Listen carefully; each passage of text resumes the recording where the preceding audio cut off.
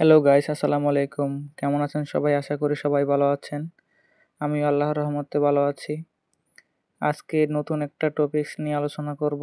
টপিকসটা হচ্ছে আপনারা ফোনের মধ্যে এইরকম অপ্রাসঙ্গিক অ্যাডস নিয়ে যারা বিরক্ত, তারা কিভাবে এই অ্যাডসগুলা ফোন থেকে একেবারে চিরতরে বিদায় করবেন, সেই সেটিংসটা আপনাকে দেখিয়ে দিব। সবার আগে ফোনের স্ক্রিনে চলে আসবেন। স্ক্রিনে আসার পরে সেটিংস অপশনে যাবেন। সেটিংস অপশনে যাওয়ার জন্য উপরে স্ক্রল করে এই নিচে সেটিংস আছে, সেটিংসে যাবেন। সেটিংসে যাওয়ার পরে উপরে একটা সার্চ বাটন দেখতে পারবেন। ওই সার্চ বাটনের উপর একটা ক্লিক করবেন। ক্লিক করার পরে আপনারা এরকম আপনাদের কিপ্যাড ওপেন হবে। আপনারা এখানে সার্চ দিবেন হচ্ছে ডিএনএস।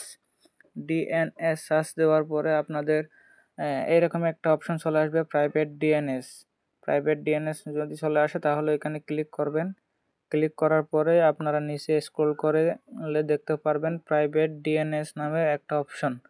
প্রাইভেট ডিএনএস অপশনের মধ্যে আপনারা ক্লিক করবেন। ক্লিক করার পরে এখানে তিনটি অপশন দেখতে পারবেন। একটি হচ্ছে অফ, আরেকটা হচ্ছে অটোমেটিক, আরেকটা হচ্ছে প্রাইভেট ডিএনএস। আপনারা একেবারে নিচে 3 নম্বরে যে অপশনটা আছে ওইটাতে ক্লিক করবেন। ক্লিক করার পরে আপনারা নিচে এটা এরকম খালি থাকবে। খালি থাকলে তারপরে আপনারা এখানে লিখবেন হচ্ছে ডিএনএস। ডিএনএস লেখার পরে ডট, তারপরে লিখবেন ADGUARD